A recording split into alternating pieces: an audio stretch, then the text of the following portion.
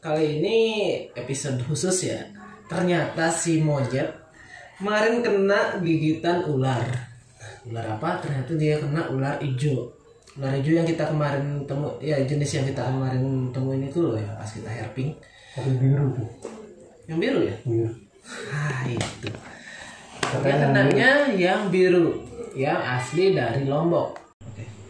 Nah ya mau gimana lagi? Jadinya nih lihat nih kakinya dia ada bekasnya, bekas gigitan di sini dia kemarin dia itu. Nah di sini tempat yang paling parah ada perubahan warna kan kelihatan. Hematoma. Jadi untungnya ini udah kempes kan ya. Sempat kita juga hampir bingung kan mau gimanain, untung aja kita sempat sempat edukasi ya dikit-dikit mas. Nah ini kemarin kita nolongnya dengan cara imobilisasi. Mau tahu imobilisasi itu kayak gimana? Tetap pantengin kita di channel ini.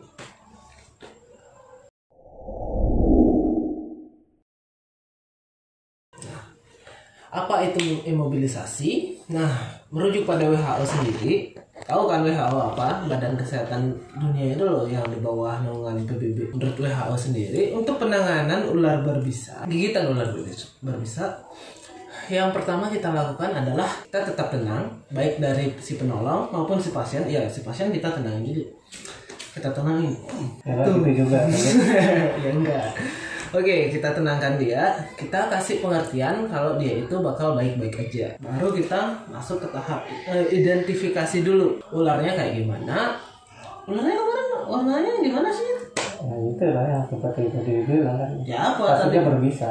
Dia berbisa. Warnanya gimana? Warnanya cerah biru. Biru. Oh iya, warna biru. Tentunya si monyet tahu ularnya warna apa. Katanya warna biru. Kalau warna biru berbisa artinya kemungkinan besar itu viper jenis Trimeresurus insularis.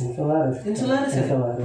Nah selanjutnya baru kita sudah dia tenang, kita udah tahu, kita identifikasi juga gigitannya sebelah mana sih? Oh jadi ini ya. Diobservasi dulu ya. Di kaki ya. Ya bengkaknya di kaki. Jadi ini. Aduh. Jangan dipukul lagi. Ini bengkak. Tapi untungnya udah melewati masa kritisnya sudah mulai gini, jadi ya tinggal nunggu kempesnya aja. Jadi digigitnya di kismis ini ya? Ini di bawah lutut. Nah, ini kan ada kismisnya. Kemarin kejatuhan satu. Ini namanya bulai. Nah, jadi kita bisa lihat loh ya di lututnya si monyet ini kelihatan. Di sini yang kayak kismis ini sebenarnya bekas bulai. Bulai itu ya kayak gini. Pernah lihat luka bakar nggak sih? Itu yang kayak gelembung itu. Ya, kayak gelembung lah mas ya. Gunung berapi ya. Ya gunung berapi tapi bentuknya lonjong dan memble gitu. Kayak oring di Ragnarok kali ya. Nah itu. Nah ini untungnya sudah kempes punya dia. Jadinya bentuknya kayak kismis ini. Nah untungnya dia nggak pecah. Cuma ini aja ya bulainya mas. Nah untungnya nggak ada bulai-bulai lain yang muncul di permukaan kakinya si monyet ini. Nah selain itu kita bisa lihat di sini ada ruam sedikit ya, kayak lebam. Habis dipukul. Iya, habis tarung derajat kali. Itu, ini hematoma. Ini disebabkan karena adanya darah yang tidak normal di pembuluh darahnya si monyet ini. Jadinya kadang-kadang timbul seperti ini. Kalau digosok ini sakit nggak? Sakit ya. Karena masih ngilu. Nah, itu kita identifikasi dulu. Jadi kalau udah ada kayak ini kita harus segera menolongnya. Nah untuk selanjutnya kan kita udah identifikasi ya dari jenis ularnya udah hanya ya, terus lukanya di mana, terus rasa sakitnya rasanya kayak gimana gitu kan udah tahu. Saya sekarang lagi merasa perih. Aku rasa sekarang ini perih di sini. Perih ya. Perih. Nah, untuk mengurangi rasa sakitnya juga, kita harus segera menolong si pasien ini, si monyet ini. Nah, bagaimana kita melakukan imobilisasi? Nah, imobilisasi itu sendiri artinya mengurangi pergerakan dari si pasien ya. Nah, jadi bagaimana kita melakukannya? Nah, untuk imobilisasi sendiri kita perlu bidai. Tahu kan lah bidai? Yang itu loh. Pernah lihat orang patah tulang nggak? Yang biasanya dipakai penyangga di tangan atau di kaki yang patah itu. Baik deh. Yang biasanya bahannya pak dari apa ya mas? Dari Saya ada yang pakai kain. pakai kain kan ya, pakai kain, ada yang Ada yang pakai pakai plastik. spons gitu ya, Spons, yang biasanya plastik. standar PMI. Jeep. Tapi kalau Enggak, semisal kita nggak punya, kita bisa pakai bahan kaku yang ada di sekitar kita. Misal sapu, sapu, Satu. sapu. Satu lagi. Biar nggak jomblo sapunya, biar pasangan. Nah, Kita tinggal pasang aja. Ini, kena selangkangan nggak apa-apa ya. Nggak apa-apa kan ya dia. jangan masa depan. Ya, oke. Nah, ini atau kita bisa juga gunakan kardus. Kardus. Ada mereknya? Enggak. Ada. Iya, hampir kena. Belum endorse dia. Nah, ini juga bisa. Yang penting nggak aku. Atau yang paling bagus kita bisa menggunakan papan. Puji Tuhan kita mempersiapkan ini dari sejak Zaman si monyet, bahula ya? sejak si monyet berencana digigit king cobra ya. Oh, enggak lah. Enggak. Udah. Bisa juga kayak gini. Sepertinya kita perlu alat pengikat. Ya. Oh, Nah, bisa sekarang pakai. jadi pakai Nah, bisa pakai ini teman-teman. lemparnya juga ketentu. Kita kalau punya mitela udah pakai mitela. Mitela. Punya kain sorbet, punya kaosnya kalian bisa. Ya, kaos bisa, sabuk juga bisa. Yang penting bisa mengikat dengan kuat. Karena angkat dikit nggak apa-apa ya.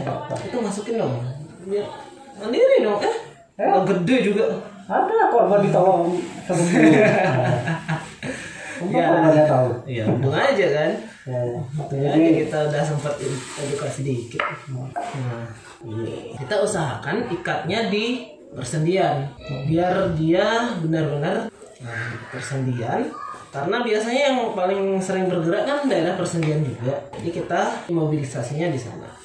Sementara saya ikat di pergelangan kaki, si monyet ikatnya di lututnya, di atas dari di lututnya dia. Nah, sebelum itu juga ada baiknya kita tahu juga itu si ular itu jenis bisanya apa sih, biar enggak kita paling enggak kita bisa memperlambat penyebaran bisanya dia. Soalnya baru digigit sini biar bisalah kita fase lokalnya dong.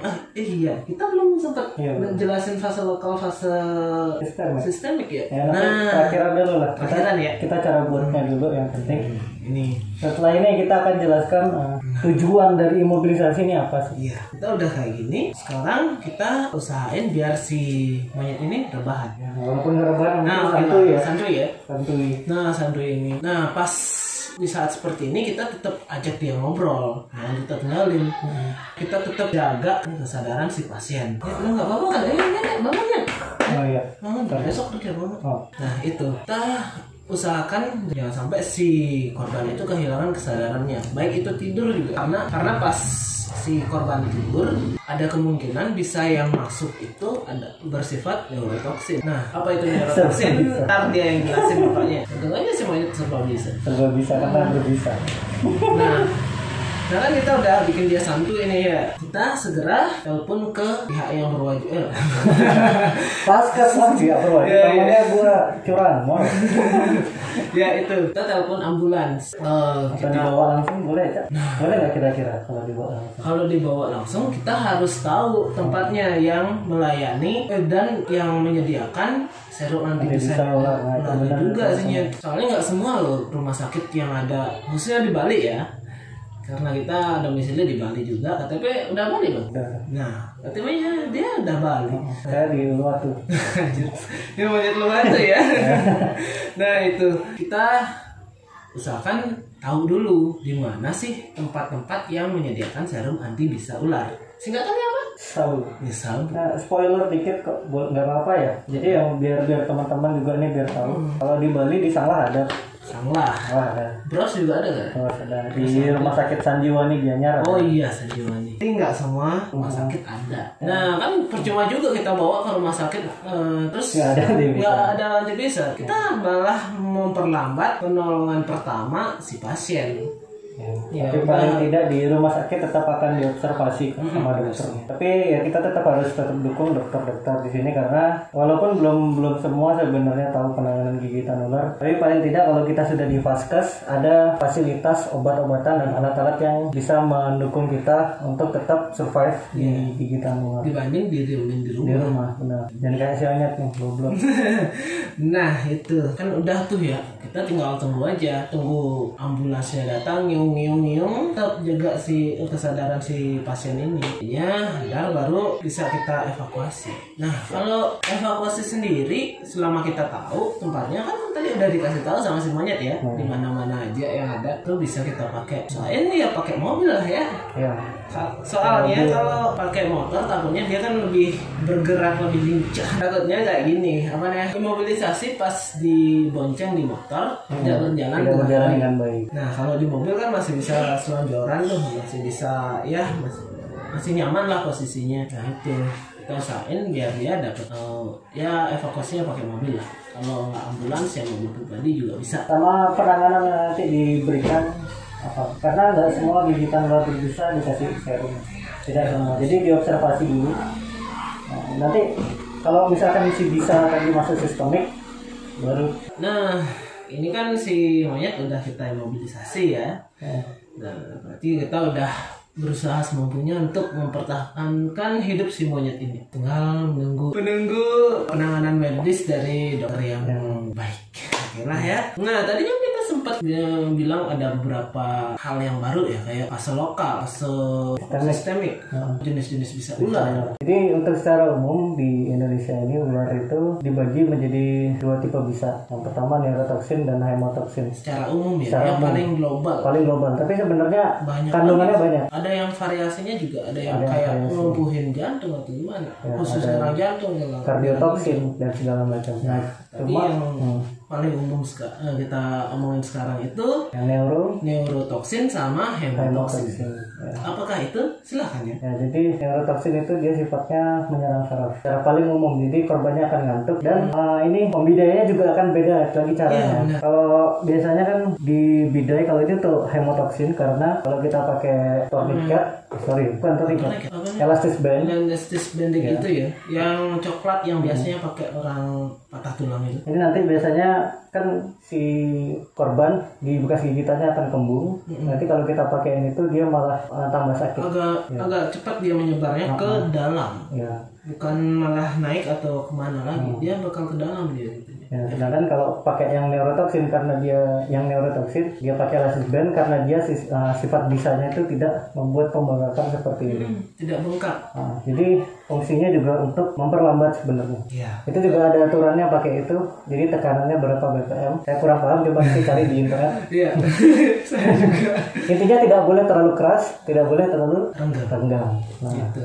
Yang penting berasalah dikit untuk biar nggak terlalu deras gitu lah aliran. Tapi pokoknya diingat hanya perawat atau dokter yang boleh melepaskan ini. Hanya perawat dan dokter. Jadi selagi tidur minta pakai ini aja. Iya. Nanti selama kita masa observasi tidak boleh dilepas. Kalau dokternya bilang ini oke. Kalau dokternya bilang ini mobilisasinya salah, nanti biasanya dia akan perbaiki, dia akan berikan fasilitas yang lebih bagus. Oke, kita kembali ke topik tadi. Jadi kedua bisa tadi itu yang paling umum. Kalau hemotoksin seperti ini penanganannya bisa diaplikasikan di tangan juga. Di tangan juga. Bagaimana contohnya di mirip pokoknya. Pokoknya mirip yang patah tulang perlakuannya. Nah, oke. Terus untuk anti bisa sendiri. Jadi di Indonesia itu saat ini pemerintah bisa menyediakan dua jenis tipe sabu. Yang pertama sabu 1 sama sabu 2. Nah, sabu 1 ini hanya berlaku di bagian Indonesia Barat dan Indonesia Tengah. Kemudian sabu 2 ini khusus Indonesia Timur karena jenis ular berbisanya berbeda. Sabu 1 itu cuma mengcover ular Najas putatrik, kobra penyembur. Ya. Acrystodon rhodostoma atau Callosolasma rhodostoma, ular tanah, sama ular Bungarus fasciatus. Ulang-uling itu loh. Ya, ular-ulang itu. Nah, terus kalau untuk di Indonesia Timur, dia mengcover taipan, heka atau ular putih, sama dead adder. Ya. Indonesia punya dead adder juga lah ya. Ya, punya. Ada cita-cita gitu ya? Enggak. Karena untuk neurotoksin itu tingkat kematiannya sangat tinggi daripada hemotoksin. Benar. Hemotoksin ini dia membunuh secara perlahan. Dia bikinnya sakit dulu kita. Kayak tadi, ini kan ada bulenya. Nah, itu bedanya hemotoksin sama neurotoksin. Kalau neurotoksin nggak bikin bengkak, nggak kayak ini ya. Dia tenang gitu. Tidur gitu, ngantuk, bobok cantik, habis itu bangunnya nggak bisa. Ya, tiba-tiba ngeliat cahaya. Di hemotoksin dia bentuknya kayak gini. Inilah penanganannya. Kadang bisa parah, bisa sampai nekrosis. nekrosis. Bisa aja bulenya itu Besar. bulenya kayak apa ya, bola pingpong juga bisa kan ya Mas ya? Bisa. Itu ada kasus kejadian di Amerika, jadi dia kena gigit rattlesnake, bulainya sebesar bola pasti. Oh gila. Nah terus untuk anti bisanya tadi cuma ada itu aja. Nah sedangkan untuk selain jenis dari itu kayak ular hijau, ekor merah, king cobra, ular laut atau ular berbisa lainnya tuh Indonesia belum cover. Mau tahu kenapa? Sebenarnya banyak alasannya, cuma kalau kita jelaskan di sini kita tidak mau menyinggung pihak siapapun ya sebenarnya. Dan kita juga bukan ahlinya juga. Ya. Nanti di komen-komen bisa lah, nggak apa-apa. Atau di DM langsung ke Instagram kita. Iya. Survivor kemarin sore nggak apa-apa. Kita cek pribadi aja. Nah itu Fasenya bagi dua nih. Jadi untuk fasenya itu fase pertama adalah fase lokal. lokal. Jadi kenapa kita bilang fase lokal? Karena bisa tadi masih berada di area lokal atau masih berada di area kita. Iya. Misalnya dia si monyet ini digigit di kismisnya ini dah ya. Di lutut. Ya cuma paling berasanya cuma di daerah lutut aja dan sekitarnya. Terus kalau fase lagi satu Sistemik. Nah, sistemik si bisa tadi itu sudah masuk ke area organ sistem kita. nggak di lokal lagi dia Dia udah menjalar lokal, lagi. sudah menjalar. Nah, ingat satu lagi teman-teman. Bisa itu selain dia lewat peredaran darah, bisa itu juga bisa ngelewatin kelenjar limfa atau kelenjar getah bening. Jadi kenapa kok imobilisasi ini harus dilakukan di persendian? Jadi kelenjar limfa itu letaknya di persendian. Dan sialnya, sialnya Gigitnya di gigitnya di persendian. persendian. Nah, jadi persebarannya sangat mudah. Tujuan imobilisasi ini adalah mencegah tadi si bisa ular tadi itu dari fase lokal menuju sistemik. Itu dia. Takutnya ya kalau udah sampai sistemik bukan nyerang pembuluh darah aja, takutnya nyerang ke sistem saraf juga, Ya, hati juga organ-organ kita yang penting. Kalau itu sampai lumpuh, ya udah wassalam aja, ikhlas. Ya. Kalau selama kita gigitan ularnya masih nggak terlalu parah dan masih bisa di cover, kalian bisa asup terus dan push terus badan kalian dengan nutrisi. Intinya makan makanan yang sehat dan bergizi, menambah stamina dan protein itu aja. Stamina dan protein. Dan tidak disarankan jangan ngobam itu aja, tambah bahaya. Sorry. Ya ngopi juga nggak boleh. Ngopi juga ya nggak boleh sebenarnya. Iya, takutnya kan pacu jantung juga, pacu jantung, pacu darah, darahnya ngalir deras, bisanya juga ikut-ikutan ngalir deras juga kalau pacu jantung. Nah itu, jadinya kita bisa pakai yang lain lah, misalnya kayak susu atau madu bisa kan? Bisa. Untuk penanganan Yang lebih baik mungkin dokter. pertama dulu ya. Ya. Nah, misalnya kita masih nungguin ambulans ya bisa kita. Ya tapi bisa kok untuk pertama kita bisa aplikasikan itu. Cuma kita tidak mengharuskan. Ya, tidak. Ini adalah dari sharing-sharing dari teman-teman komunitas Pengalaman juga. Jadi tidak ada salahnya kalau kita bisa mencoba. Nah itu, tapi ya tetap kita intinya tetap imobilisasi sama bawa ke fasilitas kesehatan. Nah ada beberapa hal yang kita nggak boleh lakukan pas kita kena gigit ya. Itu apa aja sih? Nah biasanya beberapa hal yang nggak boleh dilakukan nih di insisi atau di tores. Oke, kayak di tores gini. Jadi tujuannya sebenarnya itu adalah mengeluarkan mengeluarkan bisa sih bisa. maksudnya, tapi nggak disarankan. nggak disarankan. Bisa Kenapa? memperparah. Selain memperparah juga bisa mengakibatkan kecacatan pada bagian yang tores. Misalnya kita, nah si monyet kegigitnya di sini, kita tores di sini, belum tentu dia besoknya bisa bangun. Bisa aja kita kenain saraf di lututnya dia. Jadi habis insisi apa nih? Jadi hal yang tidak boleh dilakukan selain insisi itu adalah penggunaan tourniquet diikat. Diikat. Misalnya si monyet kegigitnya di sini, kita ikatnya di atasnya. Ini kan imobilisasi, tapi ini cuma diikat doang, dia sekeras-kerasnya. Nah, kalau tourniquet itu kayak gitu, diikatnya sekeras mungkin. Dulu sih kepikirannya kayak gitu, apa ya? Penanganannya masih kayak gitu dulu penanganan gigitan ular masih sekarang kayak udah nggak boleh karena dulu kan kepikirannya biar nggak nyebar ke daerah atas juga, misalnya ke daerah organ kan udah deket juga kan, ginjal deket, kandung kemih deket, apalagi usus, hati juga kan, takutnya nyebar ke sana. Tapi kalau kita ikat dengan keras, bisa ular itu akan terlokalisasi di sini aja. Jadinya pembusukan itu akan jadi lebih cepat. Karena gini juga, sebenarnya karena tidak ada suplai darah yang baru. Itu. Nah, darah membawa oksigen dan menyebabkan akhirnya dia mati jaringan di tempat yang kita tempat yang pergi tadi. Tidak ada bisanya sekalipun, Cak. Iya, benar. Tidak ada bisanya sekalipun kalau kita coba nih ikat jari kalian sekeras mungkin biru hitam dan akhirnya putus sendiri. putus sendiri. Ya itu kenapa tourniquet tidak dianjurkan lagi. Habis itu diisep kadang-kadang ya kayak di film-film. Ya kalau di video-video diisep di sana tuh itu jangan ditiru, itu hal terbodoh. Jadi karena dia akan menghisap bisa ular itu juga. Masuk ke mulut misalnya kita ada pendarahan di gusi, bisanya masuk kembung udah gusi. Iya, kita kan basicnya medis. Tapi kalau untuk teman-teman yang masih percaya dengan begitu, ya kita nggak melarang, silahkan aja. Karena hak masing-masing ya. Saudara juga. Kalau memang dikiranya itu memang terbaik. Nah, kalau kita tetap dari anjuran dari medis. Ya kita sih menganjurkan aja. Tapi semua terserah padamu kan. Semua terserah padamu, kamu begitu adanya. Ini keren. Sebelum imobilisasi ini dicanangkan sama WHO, kalau kita beli survival kit, biasanya pasti di sebelahnya tuh atau ada juga yang menjual snake bite kit. Iya itu. Dia akan terdiri dari pen yang biasanya ditusukkan ke badan, jadi darah akan keluar. Kemudian ada serum anti bisa, kalau itu di Australia aja. Terus ada ekstraktor sama tourniquet. Tourniquet juga. Ya, tourniquet. Dulu masih kayak gitu. Dimanapun kita beli snake bite kit isinya gitu. Itu.